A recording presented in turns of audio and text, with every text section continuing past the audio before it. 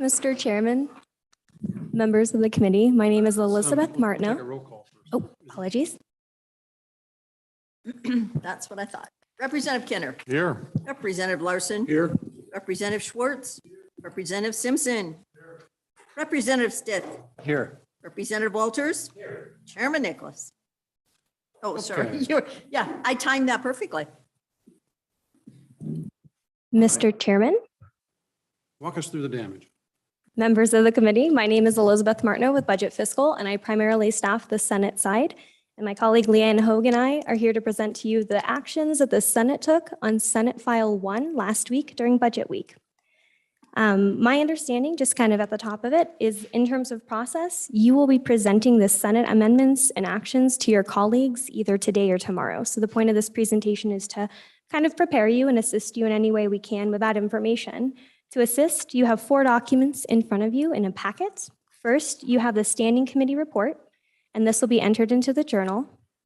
Then you have on 11/17, as is tradition for the House, this summary sheet. This one is the most important, and as we joke, it's only good for today because then we'll have a new sheet with both positions by tomorrow. Third, you have your amendments. So if you want to see what the exact language is, you can see that on the third handout. And finally, you have a new goldenrod. In terms of the remaining process, it is my understanding that following your floor presentations, you're going to go ahead and have the House assign 5 JCC members and the Senate will assign 5 JCC members. And then you'll come together in the JCC to discuss the differences between the chambers.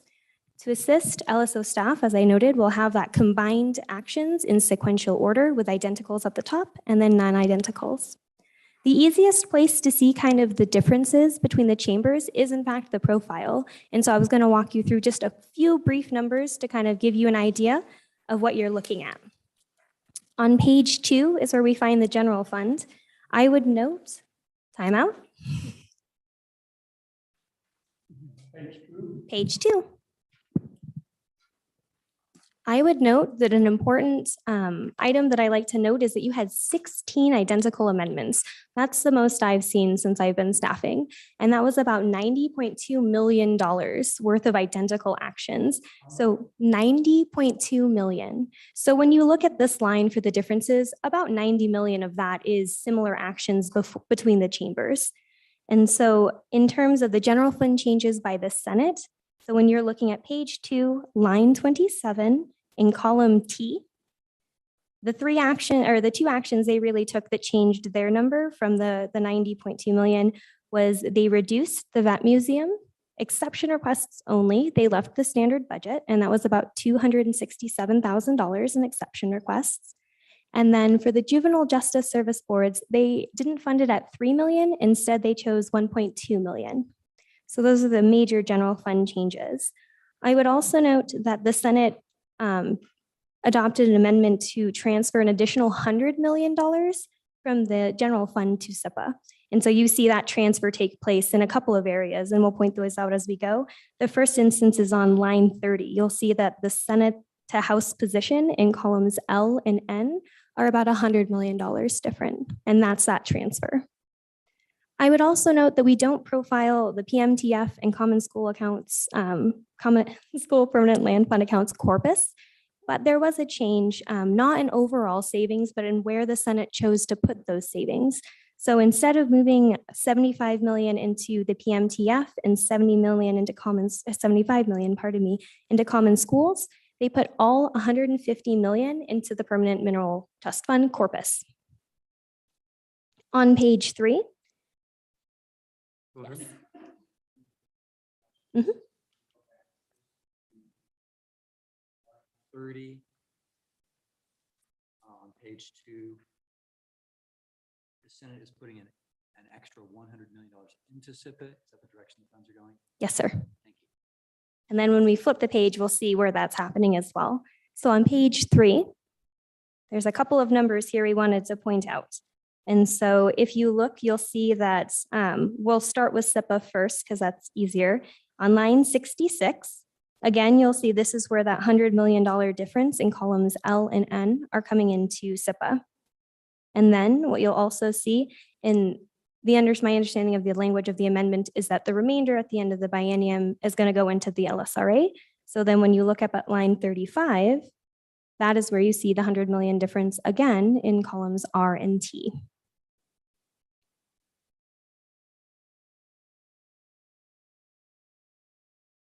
And then the last difference that I wanted to point out for your consideration is found on page 4. And the biggest difference here is if you look at line 21 for the external cost adjustment in the school foundation program, the Senate decided to eliminate that completely. So you will see there's $9.3 million in the House position and $0 in the Senate position. Line 21, sir.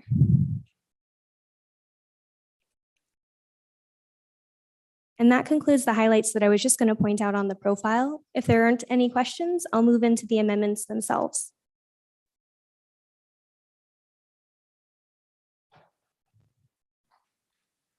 And I will primarily be working off of the big old 11 by 17 sheet. I did want to give you some top line information. The Senate passed 37 amendments, including divisions.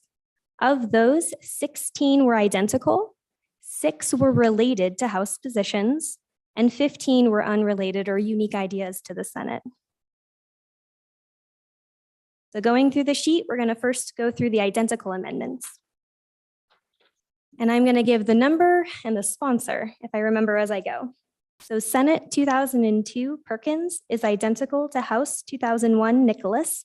And this was just an additional reporting requirement related specifically to the accounting consultants. Senate 2005 Case is identical to House 2006 Yin. And this is an additional $3 million in the property tax refund program. Next, Senate 2006 Landon is identical to House 2009 Washut. And this is $25,000 general fund to the Attorney General's office for the statewide conference on suicide prevention for first responders specifically. Senate 3017 Steinmetz is identical to House 2018 Duncan. And this is the psychiatric residential treatment facility providers rebasing. So there's $808,807 general fund matched by federal fund to provide for that rebasing. Next, Senate 2011 Baldwin is identical to House 2019 Larson Dan. And this is again another rebasing, but this is actually additional funds for the Developmental Disability Agency providers. And this is $3.2 million general fund and federal fund. Next, Senate 2014 Perkins is identical to House 2021 Larson. And this is an additional $60,000 effective immediate general fund for the indigent burial program in the Department of Family Services. Next, Senate 2016 Hicks is identical to House 2051 Washut. And this is $200,000 general fund for the community college's rodeo. And it's intended to be equally distributed to those existing programs. Next, we have Senate 2017 cost is identical to House 2053 Oakley. And this is just an increase of $7.5 million general fund to state aid. Next, we have Senate 2018 Hicks is identical to House 2024 Andrew. This is for an additional position, one AWAC, fully funded with federal funds. So a similar situation to the Department of Military. If the federal funds are not there, the position cannot go forward. And this position is specific to forestry. Next, we have Senate 3008 Dockstetter is identical to House 3027 Somers. And this relates to the Good Neighbor Division. To incentivize the use of that program, $400,000 general fund has been added for 50% of the cost for personnel to make sure that we can utilize that program more. Senate 2022 Hicks is identical to House 2028 Somers, and this is to update the language in footnote 7 for those endowments and matching programs related to ranch and rangeland management. Next, we have Senate 2026 Hicks is identical to House 3017 Nyman. And this is to eliminate the Wyoming Education Trust Fund just for the biennium. We're going to move the existing funds, so $600,000 SR, and then the earnings that would otherwise go into this trust fund will divert to the school foundation program account instead. Next, Senate 3014 Dockstetter is identical to House 3021 Heiner, and this is for an additional $464,000 for inflation, for inflationary costs for this Lincoln County school. Next, Senate 2027 Perkins is identical to House 2034 Walters, and this is a reduction of $1 million because the Coyote Ridge Elementary School came in under what their projections were. Next, Senate 2032 Perkins is identical to House 2039 Nicholas, and this is just creating some temporary holding accounts in case House Joint Resolution 6 or 5 were to pass. Finally, we have Senate 2038 is identical to House 2054 Nicholas, and this is the biggest amount that accounts for the 90 million identicals, $75 million for those infrastructure matching funds. Those are all 16 of the identical amendments, which will not be discussed at JACC because they're identical. Next, we have related amendments for your consideration. And we have some that amendments that modify other amendments. So there's really only about 4. So the first set that we have is Senate 3004 Division 1 for Cooper is related to House 3007 for Burkhart. The objective of both of these amendments was to go ahead and give funds for a feasibility study to go forward about related to rare earth minerals. However, while the House retained the $150,000 appropriation, the Senate removed that appropriation. Instead, we get the next amendment, which is Senate 3026 Perkins, to modify to say that of the existing appropriations to this division, up to $150,000 can be used for this purpose. The next set that we have is Senate 2015 Nethercott is related to House 2023 Zwanitzer, and this relates to those community juvenile service boards. Again, the House retained $3 million in that position, and the Senate chose $1.2 million. Additionally, Senate 3007 Kinski modified this amendment, or the Nethercott amendment, to add some data gathering and information requirements, which the House did not have. Next, we have Senate 3010 Hicks is related to House 2052 Rodriguez-Williams, and this relates to SHOP Wyoming. After some additional work, it was determined on the Senate side that the Business Council doesn't have a direct interplay with this program, and so the Senate chose to only limit the amendment to the University of Wyoming, who is the administrator of that particular program. Finally, in related, we have the technical amendment, which is Senate 3027 Perkins and House 3048 Nicholas. And the only reason these are related and not identical is it was my understanding that you had a few different technical corrections you needed to make on your side that we didn't need to make. Mostly the technical corrections are getting rid of budget bill bill references that are no longer in the bill. But one of the ones that's the most important that we keep mentioning is section 400, and that's the technical correction to modify the effective date for the act from 2022 to 2024. Without questions, I'll proceed into the unrelated items. The first one for your consideration is what we call the Senate Omnibus or Global Amendment. That amendment was divided into 4 separate portions, of which only 3 passed. And since this list is an agency order, those are popped in wherever they belong. Senate 2001 Division 3 Perkins relates to adding a footnote to the governor's office to provide for litigation related to treaties between the United States and federally recognized tribes. Senate 2035 Perkins simply make, yes, sir?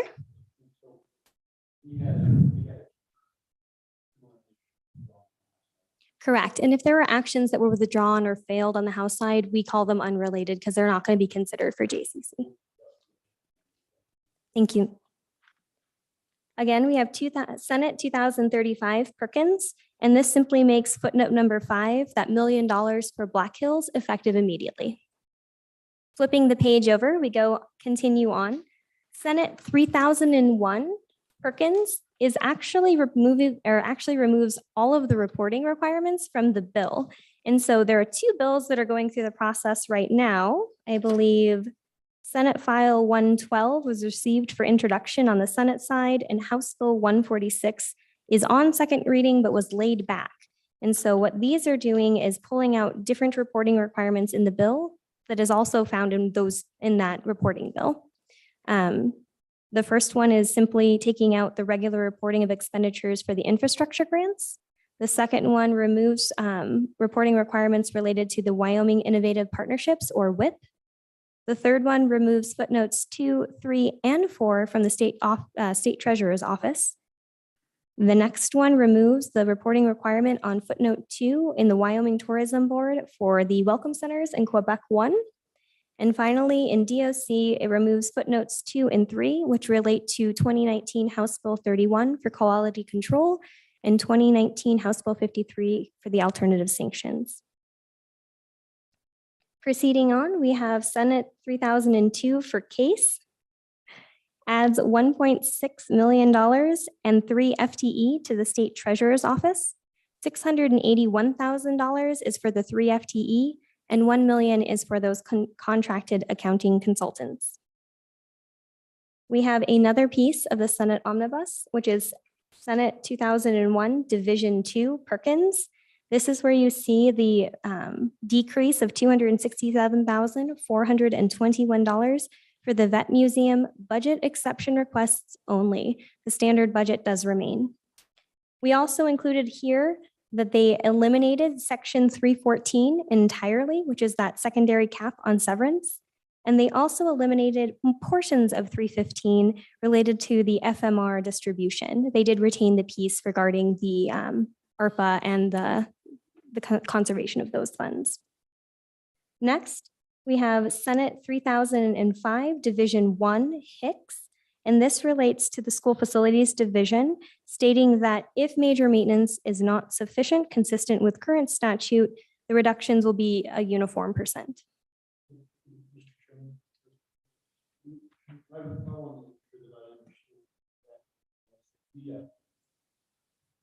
Remind me what we've done.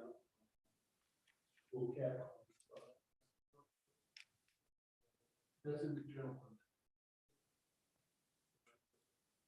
And so what they're saying is, if there's not, if you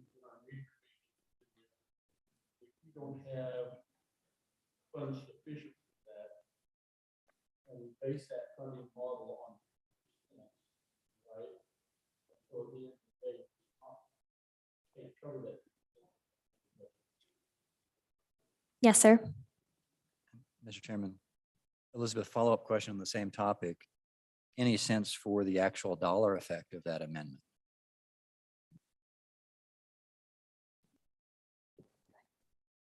Mr. Chairman, Representative Stiff, Leanne Hogue, LSO. I do not have that number currently, but could look to see what that potentially would be. Mr. Chairman, this was a divided amendment. Had the first half of the amendment passed, then this would have had an effect on the budget. Because the first half did not pass, this language has no effect on the budget. And the first half of the amendment was to remove the SIPA, guarantee SIPA portion that goes to school major maintenance into the funding formula. And so that was, I can't think off the top of my head exactly how much that was, but without that, 45%. The number, I mean, the dollar value, excuse me. Without that, this really has no effect on anything. So that gives you a little more context to what's going on. Mr. Chairman, moving to the next one, we should be on Senate 3023 case. And this is to direct the Department of Health and any other related agency to renegotiate the FMAP, or federal medical assistance percentage, for Wyoming so that we are at or above our 6 contiguous states.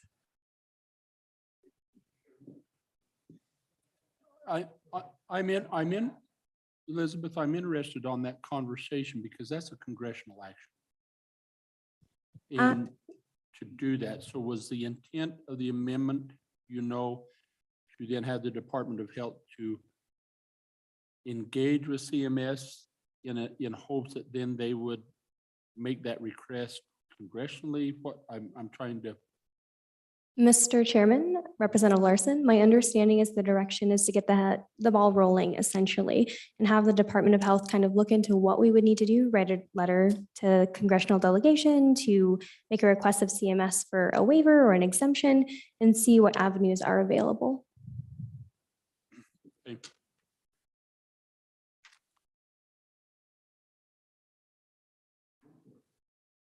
Mr. Chairman, moving on.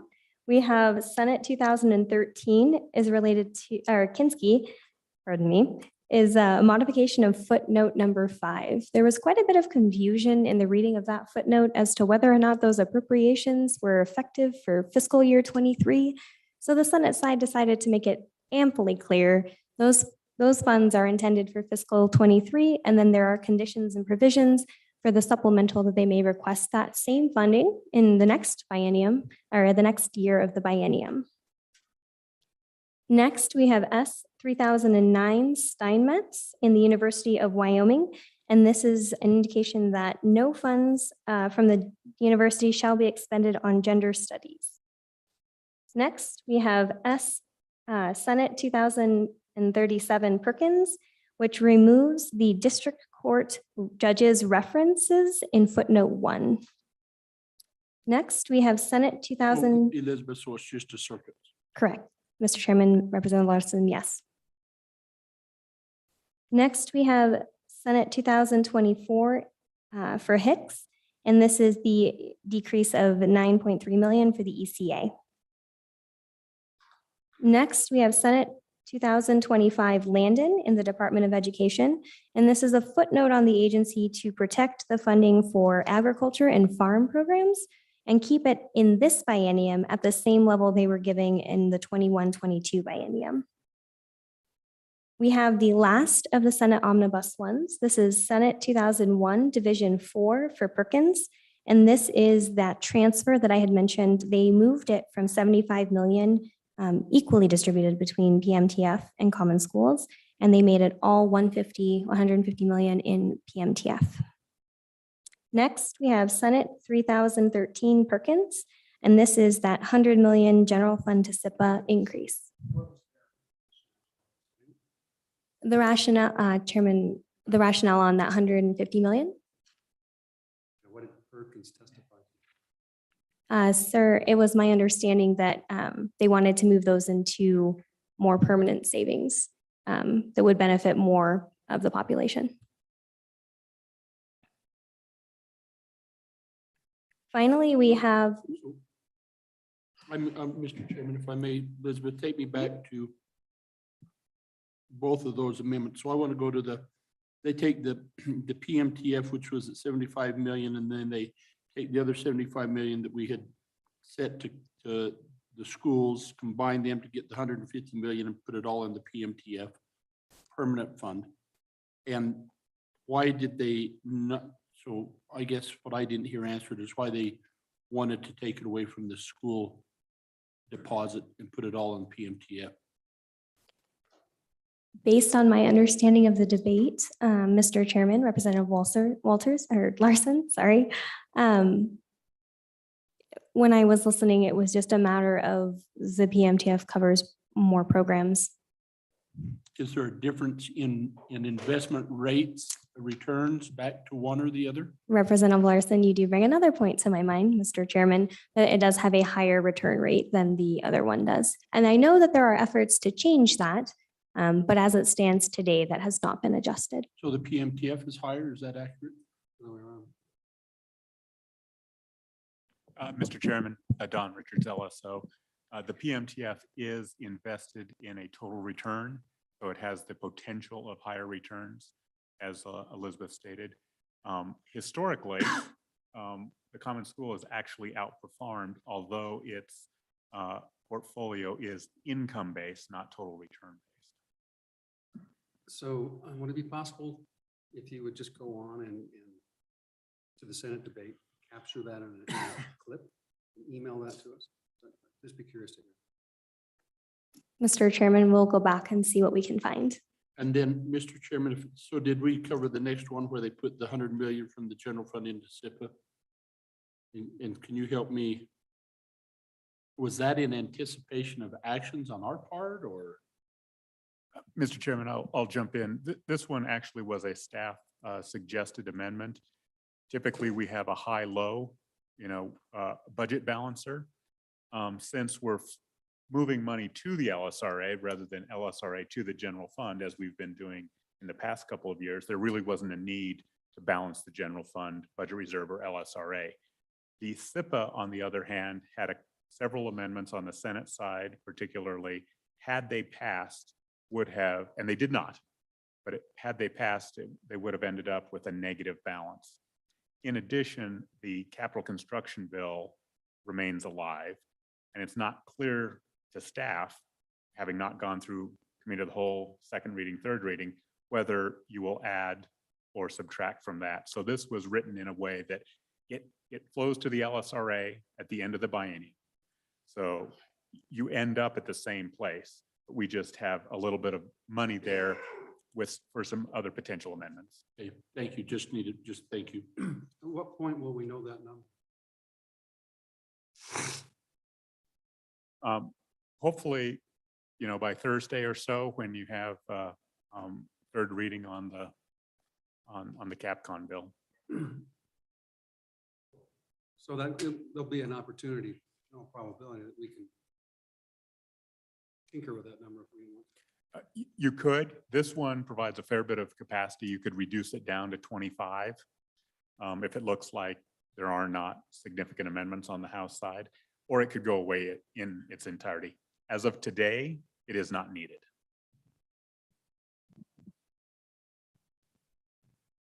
Okay, go ahead.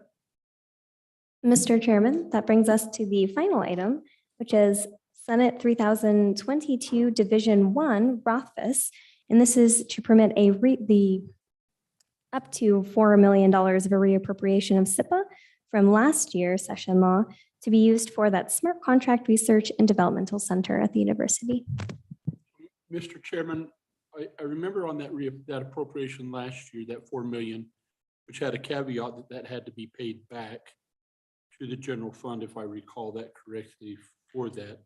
So am I understanding accurately that none of that was expended for that intended purpose this year?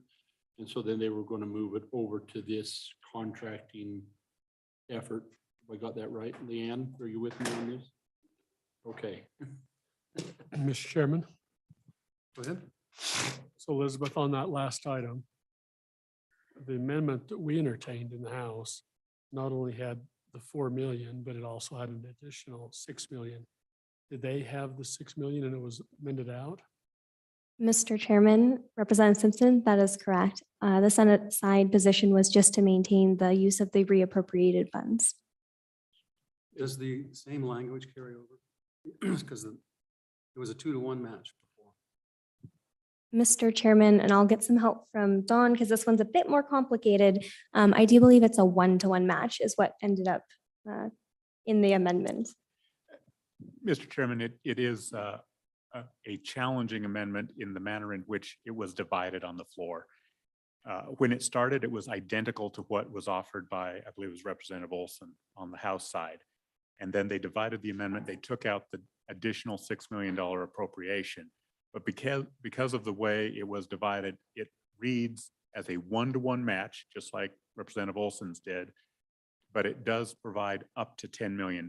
So there's some ambiguity there as to up to 10 million of private matching funds. So it throws in an extra 2 million. Throws in an extra 6 million. Yeah, which was divided out. Correct. Had that first.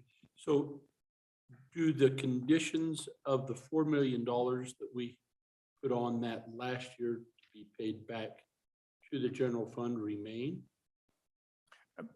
Mr. Chairman, that entire section for the staking program goes away at the end of the biennium. And this $4 million could be used for a new purpose, that being the contracts, automated contracts. So, what that means is, because we didn't take any action. Right? So the question is, what is the middle ground? It's the middle ground. Mr. Chairman, LSO's interpretation in the past has been that JCC could end up anywhere between 0 and 4 million in terms of the dollars. What about the match? And there's a fair bit of flexibility in terms of the language. Could, Mr. Chairman, could the conference committee dabble with that 6 million ability of private funds that, so we had 4 and 6. We didn't do anything. They've only funded 4. Could we do anything with that 6 that's still in there, or would we have to leave that alone? Mr. Chairman, I think the $6 million addition of general funds failed both sides. Okay, That is- okay. But could still get up to 10 million of private funds. Okay, I'm with you. Thank you. And Mr. Chairman, as a final note, there was a question on kind of what is the difference between the positions of the Senate and the House earlier. In addition to the 90.2 million that's identical and off the table, the difference that remains is that the Senate appropriated about $1 million of general fund, $932,000, no additional federal funds, and because they eliminated the ECA, they have reduced other funds. And then my understanding of the House position, and I defer to Dawn and Polly on this, is that they had about $31 million in general fund, $7 million in federal fund, and $5 million in other fund. So that would be the difference between the two positions. Mr. 31 general fund, how much federal funds? 31 general fund, 7 million federal fund, and 5 million other funds. Mr. Chairman, Go ahead. Elizabeth, so to square that with the goldenrod on page 1, line 16. If I look at the appropriations between the House and the Senate, they appear to be about $24 million apart. I would note, Mr. Chairman, Representative Stith, I believe that, and I'll leave Dawn to correct me, I believe the first page includes all actions of both chambers and not just the budget bill. So there might be other items that are outstanding on both sides that are kind of swaying that number. The best bet is page 2 to go to that line to see the specific actions between lines 25 and 31 that relate to the budget bill.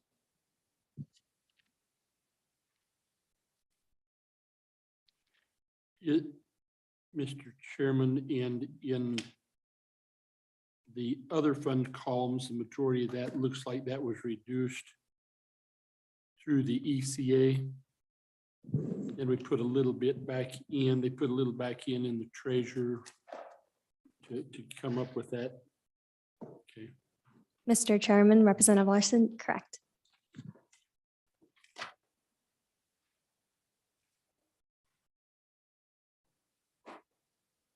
And Mr. Chairman, that's all I had for my presentation. Okay, any more questions? I do, Mr. Chairman, if I could, I don't know, Elizabeth, if this is for you or for Dawn, so just in kind of rough numbers on that difference on that 31 million that we put in and 7 in federal, that we've got 10 million in employee compensation. We have 10 million in essence in an ECA that they took out. Then we have some odds and ends where we went like 3 million in the court, that CJSB, and they're at 2.1, so there's 900,000. 1.2. They were at 1.2 and we were at 3, so we're at 1.8, 1.8 there. Where we're we've got the highway thing, the 10 the trails. In that general fund and others, that was 9 and 1, right? Or 9, was it, that was the one other funds, No, total of 10 general funds. total of 10 general funds? Just where it went to state parks and YDOT, wasn't it? Where else, what have I missed? Mr. Chairman, two more things, and I add this up to be about $46 million in total.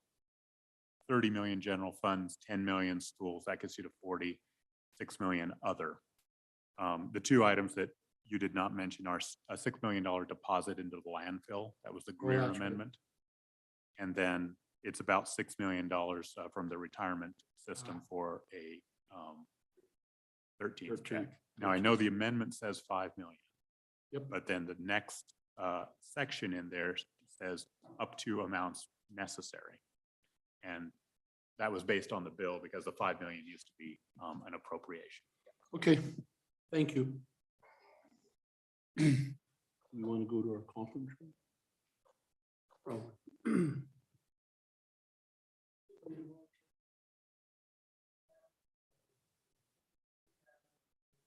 Landfill remediation, WRS, missing. So could I do it again, just to make sure? I had 10 million on the employee compensation, 10 million on the EC, and those are rough numbers. 1.8 on the TJS. That's it. Thank you. Be 10 on the trails, 6 on landfill, and the same on the 13th. So on the trails, there was a motion that just took it out? Mr. Chairman, I don't believe they had that option on the Senate side. It was never brought. And Mr. Chairman, and I apologize, I missed Elizabeth's introduction, but the purpose of this presentation was educational. And you'll have to take this to the floor and submit a formal report. Upon that report being submitted, then the speaker has the opportunity to appoint the conference, just in terms of process. Whoa. And then, so committee will probably adjourn now, but we'll reconvene informally down in our conference room and we'll kind of walk through assignments in the process. Elizabeth. Okay. thanks,